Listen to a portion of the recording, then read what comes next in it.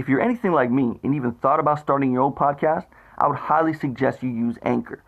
Anchor is a one-stop shop for recording, hosting, and distributing your podcast. Best of all, it's 100% free and ridiculously easy to use. And now, Anchor can match you with great sponsors too, so you can get paid to podcast.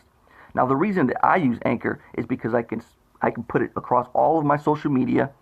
All of my listeners can reach me however, whenever they want, and the interface is so easy to use.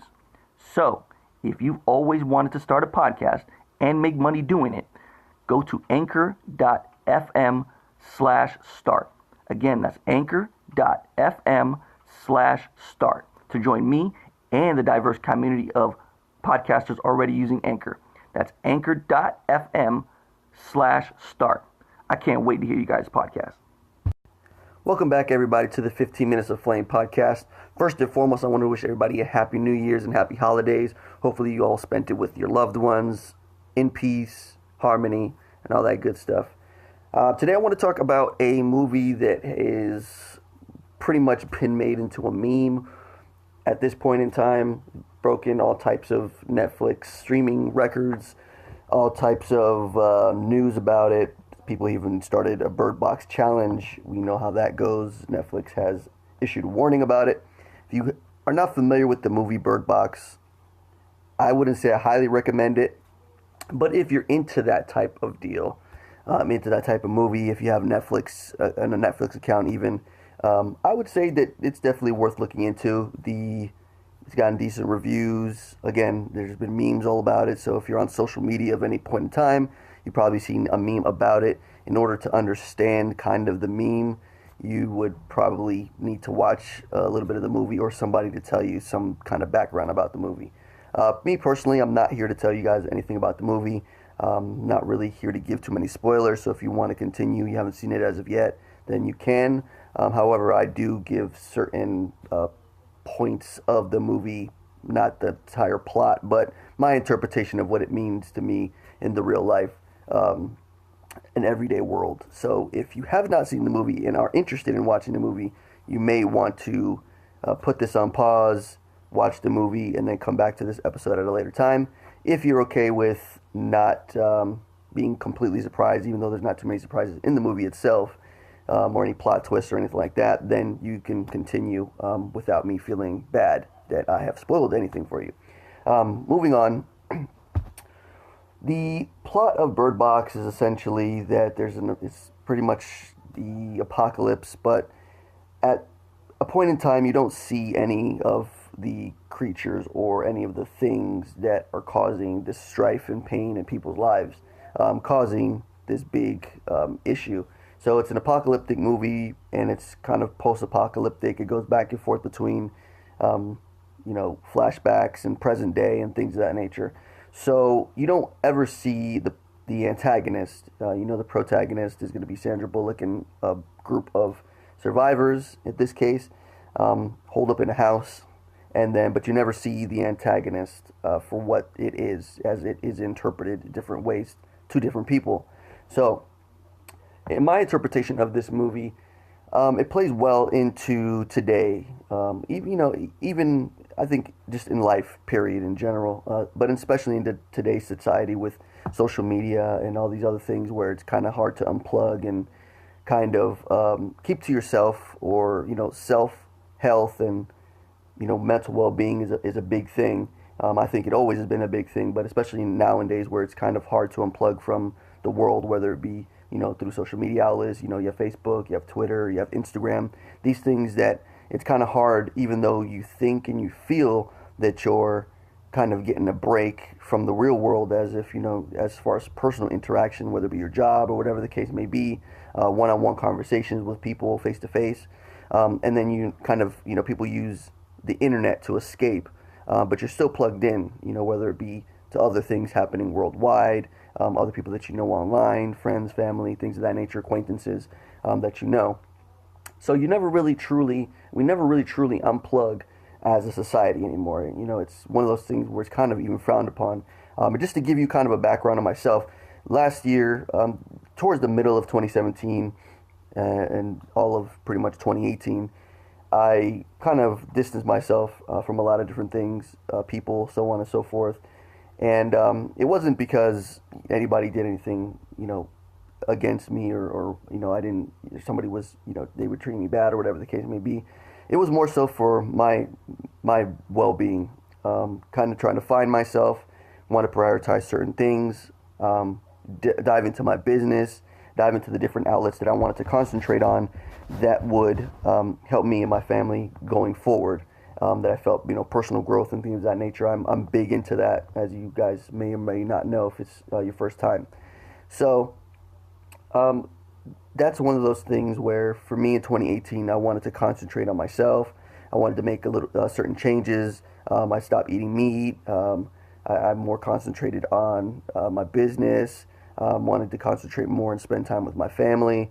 So all those different things didn't fit well with the dynamic of going out and hanging out with different people, being on the phone, talking for hours on end with people, texting back and forth with people, hours on end. So certain things like that, it was not conducive to where I was trying to go. And of course, when that happens, you have people that are okay with it, and then you have the people that are not okay with it, that admonish you at every point in time that you changed, or we don't talk anymore, you don't pick up the phone, and blah blah blah. And I made a long post, not a long post, but for Instagram, it's a long post, as most people just post the videos. But I made a post about it on Instagram. Also, it was cross-posted on my Facebook. That a lot of people I've been hearing for a long time, probably about a year and a half now, that I don't pick up my phone, I don't ever call anybody back, this, that, and the third, and just basically complaints and people whining and all that other stuff. That they can't get a hold of me or whatever the case may be. And it's one of those things where it's kind of, you have to do what is best for you. At the end of the day, I don't consider myself an optimist. I don't consider myself a pessimist or a realist or whatever the case may be. I just consider myself a person. And at the end of the day, everybody has to do what's best for them, whatever makes you happy. Whether people, go along with it or not, at the end of the day, that's on you. At the end of the day, when you lay your head down to go to sleep at night, or day, whatever, depending on when you go to sleep. But you have to, reflect on the day, and you're the only person in your own head, and you're the only person that you have to live with yourself, whether you are married with a spouse or whatever the case may be. I know personally, from a personal standpoint, that being stuck in your own head and going through your own things, that's one of the worst things that can happen, especially if you're having negative things around you, and then in your mind, if that's something where it's like a prison in your mind, that's one of the worst things that could personally happen to anybody. So I wouldn't wish that upon anybody to go through. But some people do go through it, and at times, maybe if you have the right mindset, or you can find the right mindset, or positive people around you to help you, to build you up and not break you down, then that's one of those things where it can become a lesson, a life lesson, and you can grow from that and expand. Now, I say all that to say this, that my personal interpretation of this movie is pretty much that. In the movie, for anyone who has seen the movie, that the whole thing was the blindfolds, right? Anytime that you saw whatever it was, we're just going to call it the antagonist, whatever the antagonist was in the movie, if you did not have a blindfold on while you were out and about in the streets and stuff and things of that nature, the woods and whatever, then whatever you saw manifested into your worst nightmare, essentially, whether it be guilt, sadness, whatever it was. And it was different things for different people. And I think, not seeing the antagonist in the movie really drove this point home for me even more, because different people go through different things. So what devastate you may not devastate me, so you seeing a hungry cat on the side of the road, and not saying this is my personal belief, but just as an example. For example, if you see a cat on the side of the road and you think, oh my goodness, this cat hasn't eaten in days, and that will just break somebody's heart. Some people's hearts that would just destroy. And they would go pick up the cat. They would take the cat home. They try to nurse it back to health, feed it, this, that, and the third, right? So that is an example of something that might just totally destroy someone's day, and they would act on it maybe, and try to nurse the cat back to health or whatever the case may be. But it would give them a feeling of sadness in their heart. Whereas if I saw someone on the side of the road and I saw that they were in need or they were hungry or something like that, then that might affect me completely differently, where it might not affect that person who saw the cat. So that's just to say that the antagonist in the movie affected people in different ways. So it was different things to different people. So whatever might have been devastating to one person might not have been devastating to another person. And in turn, what happened is the person would commit suicide or do something where they would wind up dying. And that's just to say that, again, if you are, if you're taken into a point of that you just can't take it anymore, or if you just have seen something that just totally destroys, your well-being and things of that nature, then you're exposed to that, it can lead to an unfavorable ending. And especially the way that most of these people died was, it was not the way that one would want to go at any point in time, in their right mind, put it that way. So that was one of those things where it's like, okay, well, the antagonist is different to different people. Once they see it or were they exposed to it, it would affect them in a way that would cause them great sadness or whatever the case may be, and then they would want to end that sadness, and they only see one way of ending that sadness, which is destroying themselves, which would be destruction of themselves, and then that would be the end.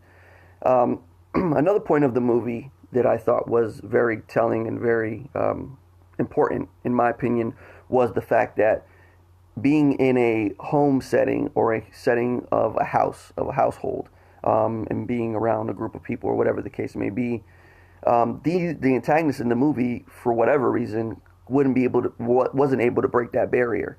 And you figure, if you've seen the movie, the antagonist in this movie seems to be pretty powerful. It has voices in it, or it would manifest itself as voices of people that you knew, to try to take the blindfold off or for you to see it. So the fact that it wasn't able to break a barrier of a home setting was big, in my opinion. And you would think that if something were to come and, some post-apocalyptic zombies, whatever the case may be, whatever you see as that would be able to break in the house, or, especially if it's something it wasn't a solid as far as we knew. It wasn't something that you could physically see. It wasn't something that you could touch or anything like that. So to not be able to break the barrier of a home setting or a home, a brick and mortar, that played heavy, in my opinion, in this entire interpretation that I'm going into here. It couldn't go into, as far as, at one point they went to a supermarket. It couldn't go through that. It couldn't go through a home, sanctuary, things of that nature. So it was pretty much just out and about in the world. As long as you were out and about in the world, it would be able to affect you. It wouldn't be able to affect you in a car and things of that nature. So as long as you kind of sheltered yourself from the antagonist in this movie, you wouldn't be affected. So again, that brought me to a real world example of not letting outside influences affect you. When you're in your house, you're hopefully, a lot of you are calm, relaxed. You don't let things affect you. People, for the most part, won't come into your home, or shouldn't come into your home, with negativity and nonsense. So a lot of people, they feel whether, when you're at work, it's kind of like, you have to kind of deal with whatever it is at work. Hopefully people have a good workplace, but that's not always the case, unfortunately. So when you get home, hopefully your home life is something of a sanctuary for you. So you go home, you relax, you kick your feet up, you kind of decompress from the day, and you go on with life. So similar, this movie was similar in that aspect that, you're affected and you're attacked by so many things while you're out in the world, that when you get home, you should feel safe, you should be safe, and you will only not be safe or feel safe if you open your door to this negativity and let it in, whether it be through another person or this, looking outside and seeing and kind of just exposing yourself to these different elements in the world. So, that being said, I thought that was a big thing as well. And I don't want to give away any plot twists or anything like that again, or not plot twists, but I don't want to give away the entire plot. But, getting further into the interpretation, it'll kind of break down the movie for you, where you'll understand it if you have seen it, or if you haven't seen it, you kind of will get a picture of what's going on and what happened in the movie. So, another thing that I wanted to touch on this is that, the antagonist in the movie, while they were trying to get to the end game of the movie, we'll put it that way, to try to find a resolution in the end game of the movie, they had to go out into the real world, and the only way to do that without being affected by the antagonist in this movie was to wear a blindfold. And that's probably what you've all seen, the different memes, and it's on Twitter, it's on Instagram, it's all over the place. And so that's where the memes come from as far as the blindfolds are concerned, and that's where they play into the story. So the only way not to be affected by the antagonist in this movie was to wear the blindfold. Now, the blindfold to me is very telling, because it's just pretty much blinding yourself to all of the negative influences. And at that point, keeping your mind kind of clear and level-headed so that you don't do anything crazy. And it is hard to do that, because in the movie, you wearing a blindfold, you're kind of walking around blind, you kind of have to rely on your other senses. You kind of have to use other things and be wary of where you're going and what you're walking into, and kind of backtracking and kind of keeping tabs on what you're doing, because they did put strings all around, and they kind of backtracked their ways, and they were always trying to keep track of where they were going. Even without looking, they still were very wary of where they were going, obviously, because they were blindfolded, so they couldn't see. So just in life, it's kind of the same way. You have to be wary of where you're going. You have to be wary of who you invite into your home, into your life. Things of that nature. That's where I saw the parallel, where it made sense. Now, this is my interpretation, right? Before I go any further, this is my interpretation. Now, obviously, a lot of people will see it different ways. This is how I interpreted the movie. And again, my mindset is a little bit different than other people's, because I've already done all this self-reflecting and all these things. So I think on this level at this point in my life. Now, some people may think the same, or some people may say, dude, it's just a movie, had some birds in a box, and literally that was it. It was just dumb. You're kind of going too deep into it. But me personally, this is my interpretation of the movie, because someone wrote the script. Someone had an idea of what they wanted to convey with this movie, and in my opinion, it's a piece of art. It's a movie, and I believe that a movie is a piece of art. Some obviously better than others, but it's open for interpretation. So the way you see the movie might be different than the way I see it, so on and so forth. But there are a group of people that this may even open their eyes to a different level of the movie, where they might not have seen it this way, and they might enjoy it more or less, or whatever the case may be. But regardless of the fact, I just wanted to get that out there. That's my interpretation. It's open for interpretation, also open for discussion. If anyone wants to talk about it further, more than happy to leave me a message or drop me a line. As always, the forum is always open. So that being said, you wear the blindfold, and it kind of, to a certain degree, it shields you from the antagonist. However, the antagonist also in this movie has a way of being a voice, or having different voices, where it will try to tempt you to take your blindfold off so they can affect you. So it would throw the voice of people It would give the people, it would say certain things to try to get you to take your blindfold off and look at it, and whatever the case may be. And this, of course, we all know this happens in the real world, where, you might try to block out certain things as far as visually, like, oh, you know what, I'm not going to look that way, or I'm not going to pay attention to that. But then you may get a phone call, or you may get people, talking in your ear, or you may get text messages, or, whatever the case may be, or you may hear from other people like, hey, listen, this is happening, that's happening, or, come with me here, or go with me there, or whatever the case may be.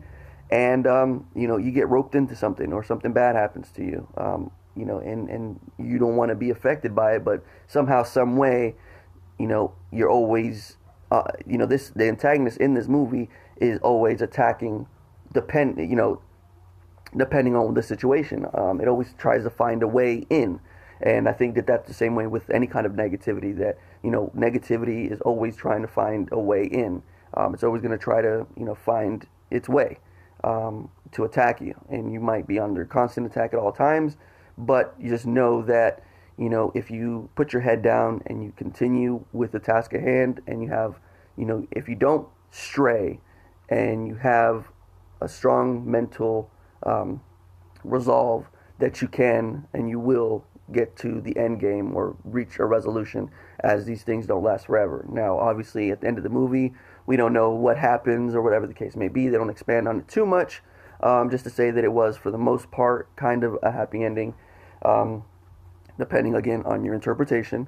However, there also is another portion of the movie, which I thought was very big, and I apologize for the sniffling, but I am a little bit under the weather. You may be able to hear it in my voice, maybe not, but I am, so bear with me. But in any case, the antagonist has an extra added bonus in this movie, which is actual physical people in this movie that are able to look at the antagonist and not be affected in the same way that it would affect the others. And I use the others as just saying, not regular people, but just other people. The people that don't have to walk around with blindfolds in the movie, for whatever reason, there's not an explanation too much, but again, I will interpret it in my way that I understood it, is that there's certain people in the movie that do not have to wear blindfolds, and they do not wind up, killing themselves or committing suicide, or, whatever the case may be. They don't meet an untimely end or a bad end. They're just able to walk about the world with the antagonist without issue. And as a matter of fact, I think they even work with the antagonist to the point where they want others to see what they see, and they say that it's beautiful and this, that, and the third, and that if you're able to see it, it's beautiful, where it doesn't affect them in the same fashion that it affects some other people, where some other people can't handle it and they are, they end themselves. Now, you can interpret this one of two ways. You can interpret this that there will be people in life that are all about negativity, and that's all they bring you. They want you in on whatever they're doing, which is negative. They want to bring you in on it. They want to rope you up into it, and because they that's the way that they live. That's how they are. They don't see anything wrong with it. That's what they know, and they want to have other people for the ride, right? And then there's another sector of people that may think that maybe the people who are the ones dying are the weak people, and the people who are able to see and not die are the mentally strong people. However you interpret it, I interpret it in the fashion of this, that there are people that are negative, right? You just know that, some people that are just, for every solution that you provide them with, they have a problem, right? You tell somebody, hey, you can do this. They give you you give them one reason why they can do something, they'll give you a million reasons why they can't, right? So we all know people to a certain degree that are like that, whether it be family, friends, whatever the case may be, acquaintances, coworkers. And, you kind of try to stay away from those people because, as soon as that person is involved in anything, for the most part, things go to hell in a handbasket, or they go to shit, or whatever analogy you use. There's people that, that are just negative, and that's, what it is. So my interpretation of it is that there's people that are just negative, right? There's people that they're in on with the negativity, and it doesn't affect them the same because that's what they wallow in. That's their world. They are in negativity at all the times. So negativity doesn't bother them because that's what they're always surrounded by. That's what they're used to. That's their vibe. But positivity, that's the issue here. So you being positive, being sheltered in your home, trying to survive this crazy world that they were in, or the crazy world that they were in, and someone coming to you and trying to show you or expose you to the negativity, can drive you nuts. And there's an old saying that misery loves company, and I greatly believe in that. That when someone is miserable, that they usually want company. You'll find people that will complain, and then if one person complains, it seems like there's a million people right behind it. I did retail. A little quick, brief segue. I did retail for many, many, many, many years. I would hear 500 complaints before I hear one compliment. Right? That's just the way things are. When people are upset and angry and not happy, those are the people that speak the loudest. But when people are happy, then people are content. When people are enthusiastic, you rarely hear about that. And there's a reason for that, because when people are happy, when they're content, things of that nature, if you're happy, you want to share it with other people, right? That's human nature. You want to say, hey, listen, that this person did this for me. This person is that. That person is great. That's the abundance mindset that you would want. But then there's people that, when you say that to them, they figure out a way to spin it negatively. So if you say, hey, so and so, that's a great person. They're great. That's a great guy or a great woman. They helped me out here and there and this, that, and the third. That person might have had a negative experience with that person, or they don't know that person, or whatever the case may be, and they might think, yeah, you might have had a great experience, but why? What's in it for them? Why'd they do that for you? What did you do for them? They're gonna probably ask you for a favor in return, and this, that, and the third. And even though that might not seem very blatant, or it's not very flagrant to people as far as being negative, that's still a negative mindset. That's not an abundance mindset. And then you have the other side of the coin, where some people will have great experiences with people, or they have experiences with things, and they don't want to tell other people because they want to keep it to themselves. They want to, that's their thing. So that's obviously that will be the opposite of the abundance mindset. But some people feel that way. Then if I tell this person about it and that person about it, then everybody's going to know about it, and then I won't have it for me anymore. So my interpretation of that entire thing with the people, trying to take people's blindfolds off and whatever the case may be, which was kind of a difference in the movie, where these people could physically come in your zone, whether it be your home or it could be in your group or whatever the case may be. They could kind of be a Trojan horse and invade your vibe and your energy in your area and your group of people, and you never know pretty much what they're exposing you to until it was too late. And unfortunately, that when you see the movie, that plays out in the movie as well. So I just wanted to touch on that. It was it's a big movie. It's been a pretty popular movie. I wrote down some notes, and I wanted to kind of get a discussion going as far as what you guys thought about the movie, if you guys have seen the movie. But I wanted to share my interpretation of the movie and what I thought about the movie. And we can go from there. As always, I appreciate each and one of you listening. I appreciate people who are subscribing, dropping me messages, dropping me emails, things of that nature. All the stuff that, all my social media stuff is in the description of this episode, as always. But let's keep the conversation going. If you guys want to talk about it any further, please, more than welcome to. Drop me a line, drop me an email, whatever the case may be. And as always, been Drew with the 15 Minutes of Flame podcast. As always, I hope you also had a great day, and stay blessed.